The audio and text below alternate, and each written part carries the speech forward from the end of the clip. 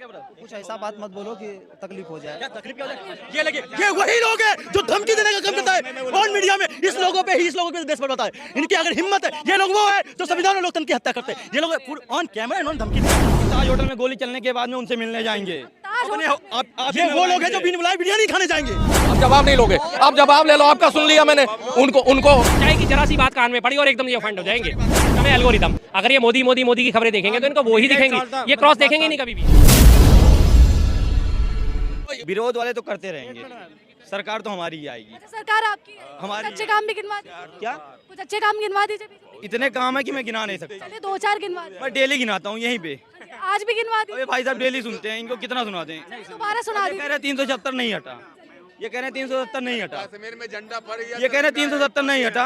पहले कश्मीर में झंडा कोई फहरा पाता था, इनसे भूल लो। एक ठीक है, पहले मेरे कोई प्रधानमंत्री आज तक गया वहाँ पे? प्रधानमंत्री नहीं गया। इन्होंने कहा कोई प्रधानमंत्री नहीं गया। ये बताइए जो राजीव गांधी नहीं गए थे क्या? आप ये बताइए जब मुफ्ती मोहम्मद शहीद होता क्या बीपी सिंह नहीं गए थे क्या? आप ये बताइए, ये कहते कोई प्रधानमंत्री आज तक गया ही नहीं। लाल बहादुर शास्त्री नहीं गए थे क्या? आप इनसे पूछिए। हम वो नहीं है कि ताज होटल में गोली चलने के बाद में उनसे मिलने जाएंगे। ये वो लोग हैं जो बिन बुलाए बिरयानी खाने जाएंगे। ये वो लोग बुलाते हैं, स्वागत करते हैं, पैर भी छूते हैं। जाके वहाँ पे जिन्ना के मजार पे क्या करेंगे? मजार पे जाके चादर चढ़ाने वाले लोग हैं। धर्म के नाम की टोपी नहीं पहनते। ये जो सच है, धर्म के नाम पर टोपी पहनाने वाले लोग हैं। खैर सही कहा, धर्म के नाम पर टोपी नहीं पहनते, पहनाते हैं लोगों को। वो तो दुनिया में वीडियो बन ही रहा है, वो तो देख ही रहे हैं। नाम पर टोपी पहना नहीं जा रहा क्या? आज तमाम हमारे जो भोली भाली जनता है वो कलम और किताब की बात उनको धर्म के नाम पर अफीम चढ़ा उनको टोपी पहनाया जा रहा है। ये लोग पहनते नहीं है, पहनाते हैं, क्योंकि ये लोग समझते हैं कि जो 140 करोड़ जो देश की जनता है वो मूर्ख है। ये लोग इनकी याद में बताना चाहता हूँ। इनकी आज बात कर लूंगे। आज बता दिए प्रोफेसर 250 प्रोफेसर क्यों निकाले गए, उस पर जवाब नहीं देंगे। ये नहीं जवाब देंगे। कुछ ऐसा बात मत बोलो कि तकलीफ हो जाए। क्या तकलीफ क्या हो जाए? ये लगे ये वही लोग हैं जो धमकी देने का काम करता है ऑन मीडिया में। इस लोगों पे देश पर बताए। इनकी अगर हिम्मत है, ये लोग वो है जो संविधान और लोकतंत्र की हत्या करते हैं। ये लोग ऑन कैमरा इन्होंने धमकी दिया। ये मोदी जी ने पनपाने का काम किया, देश को तालिबान बनाने के लिए और इन्होंने जैसे लोगों को पैदा कर रहे हैं। ये लोग देश लोग हैं। ये संग्रेज, जब हम अंग्रेजों को हरा सकते हैं, उनको भगा सकते हैं, इन अंग्रेजों को भी हराने का काम करेंगे। इनको बता दीजिए जितनी ताकत होगी ना, उतनी ताकत हम संविधान की ताकत से इन लोगों से लड़ने का काम करेंगे। बिल्कुल, तो संविधान की ताकत से लड़ेंगे। कहा जा रहा है ना मोदी संविधान की ताकत से लड़ेंगे। हम लोग संविधान को मानने वाले, लोकतंत्र को मानने वाले लोग हैं। हम लोग भाईचारे को मानने वाले लोग हैं। हम लोग देश के संविधान और भारत माता की आंच को सींचने वाले लोग हैं। हम लोग वो किसान समुदाय से आने वाले लोग हैं जो देश के लिए जान समर्पित देते। देश के लिए जान समर्पित कर देंगे। वो तो पता ही लग रहा है कौन देश के लिए जान दे रहा है। करोगे कैसे? एक तरफ कहोगे जय जवान जय किसान कहोगे, एक तरफ एक तुम्हारा नारा रहेगा जय जवान जय किसान, और उन्हीं जवानों पे किसान लोग क्या चलेंगे? पत्थरबाजी करेंगे, लाठी चलेगा। तो ये कहाँ आएगा? आज हमारे जो जवान है, आर्मी के जो जवान है, वो आंदोलन करने को तैयार है यहाँ जंतर मंतर पे, लेकिन उन पे पत्थर बरसाया जाता है। ऐसे संविधान को ये चलाने की बात करते हैं। आज किसानों को दिल्ली आने नहीं देते हैं। दिल्ली में आंदोलन करने को आजादी नहीं मिली है, और ये कहता है कि किसानों पर मैं वही उन्हीं के तो खिलाफ। जो जवान और किसान और जो विज्ञान पे सवाल उठाएगा, हम उसके खिलाफ है। हम संविधान को बात मानने वाले लोग हैं। ये विज्ञान की बातें कर रहे हैं। विज्ञान अब आगे बढ़ी है, पहले आगे बढ़ी थी। DRDO, ISRO, IISc, IIT, IIM, ये तमाम शिक्षण संस्थान जहाँ पे हमने बीजेपी इनके मुताबिक बीजेपी ने दी होगी। हम लोगों ने तो कांग्रेस के कार्यकाल में शिक्षा लिया और डिग्री लिया और असली डिग्री लिया। हम फर्जी डिग्री वाले लोग नहीं है, तभी हमसे कलम और किताब की बात करते हैं। फर्जी डिग्री वाले हैं कौन? फर्जी डिग्री वाले जो करते हैं कलम और किताब से काम नहीं चलेगा, जो कहते हैं संविधान से काम नहीं चलेगा, वो है फर्जी डिग्री वाले। भैया फर्जी डिग्री वाले ही नौकरी नहीं पा रहे हैं। हमारे गांव में 60% लड़के की सरकारी मास्टर हुए हैं। प्रूफ देता हूँ, फोन में उनकी वीडियो बड़ी है, सरकारी मास्टर हुए हैं, उनको सबको दिखा रहा हूँ। वो फर्जी क्या पढ़े थे? वो नहीं पढ़े थे। आज वो कांग्रेस की सरकार से लड़ रहे थे, नौकरी नहीं पाए थे। इनको दिक्कत, भाजपा की सरकार में नौकरी कैसे? भाजपा की सरकार में नौकरी पाए। आपको पता है लखनऊ, ज्यादा दूर नहीं, उत्तर प्रदेश, 69,000 शिक्षक भर्ती को लेकर महिलाएं पिछले 2 महीने से लखनऊ में दिन और रात गुजार रही है सड़कों पे। उनकी बात और एक मीडिया कवर करने को तैयार नहीं है। आप ये बात करें, इन्होंने बताया रोजगार मिल रहा है। आप ये बताइए, वही कांग्रेस पार्टी या कोई विपक्ष पार्टी हो, 2014 में आपको पता है 15% से बढ़ाकर 25% वेतनभोगी किया गया, और 2014 से 2024 में आज है 25% से घटाकर 22% पर ला दिया। इसको कहते हैं ये रोजगार मिला है। रोजगार मिला है नहीं मिला बीजेपी रोजगार कैसे चाहिए था? अभी उत्तर प्रदेश में क्या था कि वहाँ पे जो शिक्षा मित्र, जो टीचर थे, सरकारी टीचर थे ना, उनको शिक्षा मित्र बना दिया गया। वो भी परीक्षा देने के बाद शिक्षा मित्र बने, वो फर्जी टीचर बने थे। तब इन लोगों को उस तरह का रोजगार चाहिए। इन लोगों को बिना शिक्षा के इन लोगों को बढ़िया सुविधा चाहिए, बढ़िया नौकरी चाहिए। देखो मैं बता रहा हूँ, राहुल गांधी जी की इतनी सी चीज़ों को मीडिया इतना बड़ा हाइप देता है, इतना बड़ा हाइप देता है कि उसका कोई संभाले नहीं संभलता। मात्र अभी पीछे एक वीडियो देखा होगा आपने आसाम में, वो कुत्ते वाला वीडियो, कि कुत्ते को बिस्किट खिला रहे थे, कुत्ता घबरा के बैठ गया, उन्होंने मालिक को उसके बिस्कुट पकड़ा दिया, भाई तू खिला दे। सारा का सारा मीडिया चैनल ने क्या फैला दिया, राहुल गांधी जी अपने कार्यकर्ताओं को कुत्ते का बिस्किट खिला रहे हैं। तो अगर वो इस बात को उठाते हैं तो सीधे सारा मीडिया उनके ऊपर हमलावर हो जाएगा कि देखो आ गए, अपनी औकात पे आ गए, इन्होंने ईवीएम का मुद्दा छेड़ दिया। दिग्विजय सिंह जी उठा रहे हैं, उनकी बात को आप तवज्जो क्यों नहीं दे रहे? उदित राज उठा रहे हैं, उनकी बात को आप तवज्जो क्यों नहीं दे रहे? कमलनाथ जी इस बात को उठा रहे हैं, उनकी बात को आप तवज्जो क्यों नहीं दे रहे? क्या वो लोग नेता नहीं है? अपने अपने प्रदेश के मुख्यमंत्री रह चुके हैं, बड़े नेताओं में उनकी गिनती में शुमार होते हैं। तो संसद में उन्होंने कल बोला है दिग्विजय सिंह ने कि ईवीएम का मसला है, लोगों के मन में शंका है, आप इस मसले बोला है, तो और इससे बड़ी बात क्या होगी बताइए? संसद में उन्होंने इस बात को उठाया है, तो जरूरी थोड़ी कि मुद्दा वही उठाएं, पार्टी से कोई भी उठा सकता है। या अगर इस बार ईवीएम से चुनाव होगा या बैलेट पेपर? देखिए जी, सरकार तो चाहेगी हर हालत में कि ईवीएम ही रहेगी। बाकी जितनी भी कोशिशें जारी है, हमारी जारी है, और बहुत सारे वकील साहब इन लोगों में लगे हुए हैं, दुनिया लगी है। वो सुनेंगे सर, आपकी भी एक मिनट जरा बोल लूँ मैं। हाँ, सीधी सी बात है, लेकिन सरकार को पता है कि अगर ईवीएम हट गई तो उसका ठीकरा फूट जाएगा, ये बात कन्फर्म है बिल्कुल। क्या लगता मोदी राज के 9 साल 10 साल कैसे रहे? क्या विकास हुआ कि नहीं? देखिए जी, अभी सबसे पहली बात उन्होंने कहा था किसानों की आय दुगनी कर देंगे। किसान अपनी दुगनी आय के लेके आज भी नोएडा में सारे के सारे किसान बैठे हैं। धारा 144 इम्पोज कर दी गई है, उनको दिल्ली आने नहीं दिया गया। इससे पहले 1 साल किसान लगातार बॉर्डर पे धरने पे बैठे थे। किसान थे, कोई और लोग तो नहीं थे। दिल्ली बॉर्डर से शुरू होकर और आपका सोनीपत से क्रॉस होने के बाद आगे पानीपत तक कम से कम 100 किलोमीटर के एरिया में पूरे के पूरे किसान बैठे थे। और ये बात मैं सुनी सुनाई नहीं कह रहा, मैं खुद देख के आया था।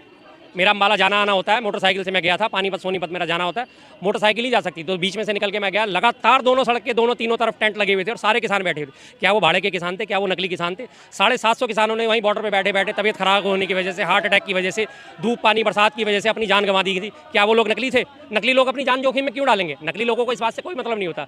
बात होती है जब मुद्दा उठता है। फिर उसके बाद लास्ट एंड फाइनल जब उन्होंने देखा कि मेरी हालत पतली हो गई, पंजाब चुनाव में मुझे कोई नहीं पूछने वाला, आके उन्होंने हाथ खड़े कर दिए। मैं किसानों को नहीं समझा पाया, इसलिए मैं किसान कानून वापस लेता हूँ। और उनके बाद कैप्टन अमरिंदर सिंह जो है, उनको पार्टी से अलग करके उनका झुकाव दूसरी तरफ था, उन्होंने अपनी पार्टी बनाई, उनको पार्टी में अपनी शामिल कर लिया। क्या रहा अमरिंदर सिंह की हैसियत? खत्म हो गई बस। क्या लगता है भैया मोदी राज में विकास हुआ कि नहीं? मैं ये कह रहा हूँ, ये आपसे पूछना ये चाहता हूँ, देखो 2 धड़े में बढ़ गई है कांग्रेस। सोनिया गांधी जब तक थी मैं भी कांग्रेसी ही था। सोनिया गांधी के राज में पक्का कांग्रेस, जैसे ये खड़े हैं ना वैसे प्योर था। बट अब उसको इस समय इतनी बुरी स्थिति हो गई है पार्टी की, क्या आप लोगों को आवाज़ नहीं उठानी चाहिए कि भैया ऐसा है, राहुल गांधी अगर नहीं चल रहे हैं, उनकी जगह प्रियंका गांधी को लाना चाहिए, मजबूत करना चाहिए पार्टी को मजबूत। 1 मिनट मेरी बात सुनो, पार्टी को मजबूत करना चाहिए। 1 सेकंड, जब पता है कि ये नाव डूब रही है, आप लोग उसके भागीदार बन रहे हो। 1 मिनट, इसके भागीदार बन रहे हो आप लोग। आप लोगों को जब इस समय इतनी बुरी कंडीशन में आ गई है, कल की वीडियो देखी जाए, जब कांग्रेस का जनाधार खत्म हो रहा है, तो आप लोगों को सहयोग ये करना, आवाज उठानी चाहिए। खड़गे साहब कहते हैं, यहीं से अभी कल परसों की बात है, उन्होंने कहा है ना कि कुत्ते की तरह बूथ पे भोंको, ये संज्ञा दे रहे हैं। बताओ, उनके अध्यक्ष हैं। ये तरीका आप कहोगे 7 सेकंड का वीडियो सुन रहे हो, 7 सेकंड नहीं, पूरी वीडियो सुनी। हाँ, समझ रहे हो आप। उसको आप अपने भाषा में समझाने की कोशिश करोगे, ऐसे नहीं कहा वैसे नहीं कहा, लेकिन आप लोगों को इस समय खड़ा होके यहाँ पे जो पार्टी को छोड़ गए हैं, जैसे गुलाम नबी आजाद हो गए, जो बढ़िया सम्मानित नेता थे, ज्योतिरादित्य सिंधिया चले गए, उन्हीं के साथ पड़े हुए हैं ऑक्सफोर्ड से। इन लोगों को लाना चाहिए कि नहीं लाना चाहिए पार्टी मजबूत? इस समय पार्टी अकेले हो गई है, पार्टी के साथ कोई नहीं है। पार्टी का देखो 40 सीटें ममता दीदी ने कह दिया, 40 सीटों से ज्यादा नहीं कांग्रेस लाएगी। जिसको कह रहे हैं इंडिया का गठबंधन का हिस्सा है, वो मजबूत। समझ रहे हो, जिन्होंने इस गठबंधन को खड़ा किया किसने? नीतीश जी, उसके आर्किटेक्ट थे, वो इधर आ गए हैं। इस समय अगर राहुल गांधी नहीं चल पा रहे हैं, उनको रिप्रोड्यूस करा जा रहा है 3-4 बार 10 बार, तो आप लोगों का बनता है, क्योंकि आप लोग ना इस विनाश में उनके भागीदार बन रहे हो। आप लोगों को बनता है आवाज उठाओ कि भाई कोई सही नेता है और इस पार्टी को मजबूत करे, विपक्ष मजबूत हो। पहले मजबूती का सोचो, विपक्ष का। पूरी कांग्रेस की ये बात करके चले गए भाई साहब के इनको लॉन्च करना चाहिए उसको। ये बार बार सारे के सारे आजकल वो लॉन्चिंग की बात उठा रहे हैं, क्योंकि ये बात ऊपर से आती है। लॉन्चिंग क्या हो रही है, किस चीज़ की लॉन्चिंग हो रही है? सर सुनिए यार, मैंने आपकी पूरी बात सुनी है ना, बीच में नहीं टोका ना, बस पूरी बात सुनी मैंने। अब सुन लो कि लॉन्चिंग। आप मुझे ये बता दीजिए, पिछले 10 सालों के चुनाव में 4-5 राज्यों में चुनाव हो चुके, 12 राज्यों में चुनाव हुए, उसके बाद अभी लोकसभा के चुनाव भी आ रहे। किसी भी स्टेट में, किसी भी उसमें सेंटर में, किसी भी चुनाव में क्या कांग्रेस पार्टी ने ये कहा कि तेलंगाना के मुख्यमंत्री राहुल गांधी जी होंगे, या कर्नाटका के मुख्यमंत्री राहुल गांधी जी होंगे, या सेंटर में हम राहुल गांधी जी को प्रधानमंत्री के तौर पर पेश कर रहे हैं? लॉन्चिंग किसको कहते हैं? ये मेरे हैं, मैं इन्हें प्रधानमंत्री पद के तौर पे पेश करता हूँ, लॉन्चिंग उसको कहते हैं। लगातार वो जनता के साथ जुड़ रहे हैं, जनता का समर्थन हासिल कर रहे हैं। और ये भाई साहब जो कह रहे हैं कि उनके जन समर्थन हासिल, आज की डेट में पूरी कांग्रेस पार्टी को एक तरफ कर दिया जाए और एक अकेले राहुल गांधी को एक तरफ कर दिया जाए, तो भी आज भीड़ राहुल गांधी के पीछे ज़्यादा खड़ी होगी, ना कि बाकी पार्टी के पीछे। एक भी व्यक्ति ऐसा नहीं है कि जिसकी झलक देखने के लिए लोग रात रात बैठते हो। बारिश का भी मैंने उदाहरण दिया था, भरी बारिश में ठंड में सारे के सारे लोग उनका खड़े होकर भाषण सुन रहे थे। ऐसे लोग निकल रहे हैं, पैदल चल रहे हैं, पुराने 70 साल के बूढ़े जो है वो कांग्रेस का झंडा लेके चल रहे हैं। किस वजह से? क्योंकि वो जानते हैं न्याय यात्री है, न्याय का योद्धा है, ये बात कर रहा है तो सही कर रहा है। इसने एक बार भी नहीं कहा कि मैं प्रधानमंत्री बनूंगा, मुझे प्रधानमंत्री बनाओ, इसलिए मैं ये न्याय यात्रा निकाल रहा हूँ। जब भारत जोड़ो न्याय यात्रा में इसलिए निकाल रहा हूँ कि मुझे प्रधानमंत्री बनना है, उसने कहा अन्याय के खिलाफ मैं यात्रा निकाल रहा हूँ। जो अन्याय हो रहा है देश में, लगातार अन्याय बढ़ता जा रहा है, महिलाओं के खिलाफ अन्याय बढ़ता जा रहा है, किसानों के खिलाफ अन्याय बढ़ता जा रहा है, बाकी सारी कास्ट के खिलाफ अन्याय बढ़ता जा रहा है, उसके लिए मैं ये यात्रा निकाल रहा हूँ। लगातार उन्होंने इस बात को बोला ना। हाँ, फिर वो क्या कह रहे हैं? अन्याय किस किस्म से हो रहा है? संसद में तो अन्याय हो रहा है, किसी को बोलने नहीं दिया जा रहा। जो भी सांसद किसी भी किस्म की आवाज उठाता है फौरन उसे निष्कासित कर दिया जाता है। ये संसदीय इतिहास के सबसे बड़े आज तक का काला धब्बा है कि 143 सांसद एक साथ, रमेश विदुड़ी जैसे लोगों को कितना जबरदस्त वो मिला। बीजेपी ने क्या एक बार भी उंगली उठाई कि हमारे सांसद ने गलत कहा? या अगर यही काम किसी कांग्रेसी संसद ने करा होता तो आज तक अभी मीडिया उस चीज़ को अभी तक भी चला रहा होता, महीनों बीतने के बावजूद भी। लेकिन नहीं, सिंपल सी बात है, तो वो इसी अन्याय के खिलाफ तो खड़े हुए हैं। मणिपुर में बहन बेटियों को निर्वस्त्र करके उनकी परेड कराई जा रही है और 2 महीने बाद वो वीडियो चालू हो रहा है, तो फिर उसके बाद भी उस पर कह रहे हैं कि इन्होंने, विपक्ष ने जो वीडियो निकाला है तो चुनाव के मौके पे क्यों निकाला, पहले क्यों नहीं निकाला? अरे भाई, सरकार तुम्हारी है, जिम्मेदारी तुम्हारी है। विपक्ष के पास आज वो इन्फॉर्मेशन पहुंची है, इंटरनेट तुमने बैन कर रखा है, सब जगह हालत आपने खराब कर रखी है, तो आपके पास इन्फॉर्मेशन कैसे पहुंचेगी? अभी कल ही जम्मू कश्मीर में 2 सिखों की हत्या कर दी गई, मालूम है आप लोगों को? इन लोगों ने तो खैर नहीं पढ़ा होगा। हाँ, फिर सबकी हत्या हो रही है। एक तरफ तो जम्मू कश्मीर सुरक्षित हो गया 370 हटने के बाद, दूसरी तरफ उसमें लोग लगातार हत्याएं हो रही है वहाँ पे। उस लद्दाख में लगातार वहाँ पे पूर्ण राज्य की बहुमत के सरकार के लिए उन्होंने कितनी लंबी रैली निकाली। किसी मीडिया पे आपने देखा? कहीं किसी चैनल पे डिबेट देखी? किसी ने नहीं देखी। खाली अखबार में आया, वो भी 11वें पेज पे इतना सा खबर कि हाँ लद्दाख के लोगों ने रैली निकाली है। क्यों नहीं दिखाता मीडिया इस चीज़ को? जिम्मेदारी मीडिया की होती है। ये लोग मीडिया देख के आते हैं, मीडिया इनके मतलब का जो होता है, एक मीडिया का भी सिस्टम है, एल्गोरिथम। अगर ये मोदी मोदी मोदी की खबरें देखेंगे तो इनको वो ही दिखेंगी, ये क्रॉस देखेंगे नहीं कभी भी। इन्हें जो दिख गया वो इन्होंने आके बोल दिया, उसके बाद ये कहते हैं अरे यार हुआ होगा, हमें क्या मतलब, ठीक है। मणिपुर इनको नहीं दिखेगा क्योंकि इनके मतलब का नहीं है, लद्दाख इनको नहीं दिखेगा, इनके मतलब का नहीं है। जम्मू कश्मीर में लगातार हत्याएं हो रही हैं, लगातार लोगों को मारा जा रहा है, आतंकवाद अभी भी वहीं का वहीं है जहाँ था, वो इनको नहीं दिखेगा। जनरल मनोज पांडे का बयान था पिछले महीने, आपको दिखाया था मैंने, वो इनको नहीं दिखेगा जब उन्होंने क्लियर बोला कि सीमा पार से लगातार आतंकवाद बढ़ रहा है, पुंछ अब वो बराबर बना रहता है। तो भाई खतरा रहता। सुनो मेरी बात, आप एक जवाब ले लो। न्याय यात्रा, पहली बात, न्याय यात्रा से शुरू हो जाओ आप। आखिरी बात, जब जनरल मनोज पांडे जो हमारे सेना अध्यक्ष हैं वो इस बात को कह रहे हैं कि सीमा पार से अभी भी लगातार आतंकवाद बढ़ रहा है, यार भाई साहब सुन लो यार, मैं आपके टोक नहीं रहा ना, आप उस पर क्यों आ जाते हैं? एकदम ऑफेंड हो जाते हैं। सच्चाई की जरा सी बात कान में पड़ी और एकदम ये ऑफेंड हो जाएंगे। क्यों मनोज पांडे? हाँ, क्यों मनोज पांडे का ये बयान, उसको क्यों नहीं काटती सरकार? मनोज पांडे झूठे या सरकार झूठी? एक तरफ तो कश्मीर में शांति है, बहाली हो गई, दूसरी तरफ मनोज पांडे कह रहे हैं कि पुंछ और राजौरी से आतंकवाद लगातार बढ़ रहा है। उस चीज पे आप क्यों नहीं बोलते? अब बोलिए आप। देखो, ये न्याय यात्रा की बात से शुरू हो जाते हैं, अब उसके बाद धीरे धीरे सारी बात। न्याय यात्रा निकाल रहे हैं, बहुत बढ़िया, बहुत अच्छा, मेरे को भी ठीक लगा कि चलो उनके साथ जुड़ेंगे। जो उनको क्रेडिट मिला था जोड़ो यात्रा से, वो न्याय में नहीं मिला। दूसरी चीज, न्याय यात्रा निकालने से उनको कैंपेन चलाना चाहिए, यहाँ पे आके अपने कार्यकर्ताओं को इकट्ठा करना चाहिए। देखो टाइम नहीं है, सुन लो, अब जवाब नहीं लोगे, अब जवाब ले लो, आपका सुन लिया मैंने। उनको आके उनको कनेक्ट करना चाहिए पब्लिक से कि वो कैसे 50 रुपए पेट्रोल बेचेंगे, कैसे इकोनॉमी को अगर मान लो 5वें पे 3रे पे करेंगे, या किस तरह से जो हॉस्पिटल मतलब जो यहाँ पे गवर्नमेंट की जितनी स्कीमें हैं उसकी बढ़ोतरी कैसे करेंगे, इन चीजों के बारे में कभी एक्सप्लेन करते हैं? अभी उन्होंने ओबीसी का लेके झंडा चल रहे हैं, पहले अडानी रफाल ये सब बीत गया, किसी में सब में झाड़ लगी कोर्ट से।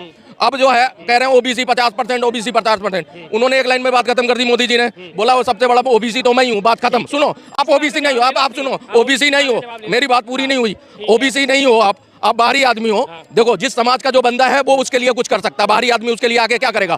दूसरी चीज, ओबीसी वाली एक लाइन में बात खत्म। उसके बाद आपने देखा कि ये क्या नाम है, यहाँ पे अखिलेश यादव अपनी सीट डिक्लेयर करके बैठ गए, 11 मरी हुई सीट छोड़ गए। बात राहुल गांधी ने 4 जातियों की करी थी, फिर उन्होंने कहा पहले तो कहते हैं अमीर और गरीब 2 ही जाते हैं, कभी कहते हैं बताओ ऐसे कैसे होता है, या कभी ये कहते हैं कभी वो कहते हैं। अरे वो एक बात बताओ, मैं अब बताओ, सुन लो, खुद ही अपनी बातों में उलझ गए। मोदी जी के बयान थे, देश में सिर्फ 4 जाति हैं, उसके बाद उन 4 जातियों से लेके आ गए वो 2 जातियों पे कि सिर्फ अमीर और गरीब है। अब तीसरी बार में आके आ गए कि मैं ओबीसी हूँ। ठीक है जी, आपने खत्म कर दिया। अभी आप खुद ही मोदी जी के बयान देखिए कितने विरोधाभासी होते। पहले कह रहे हैं देश में सिर्फ 4 जातियां और आज खड़े होकर खुद कह रहे हैं कि मैं सबसे बड़ा ओबीसी हूँ। भाई किस बात को हम तो कोई अब उन्होंने लास्ट बात खत्म कर दी ना कि सबकी बात कोई भी सही इसी। अरे भाई इसी सबसे बड़ा ओबीसी मैं होना होता है क्या मतलब होता है भाई? सबसे बड़ा ओबीसी होने का मतलब क्या होता है? लाखों हजारों करोड़ों ओबीसी हैं, आप उनकी बात करोगे क्या? उनकी बात करोगे? हाँ है ना वो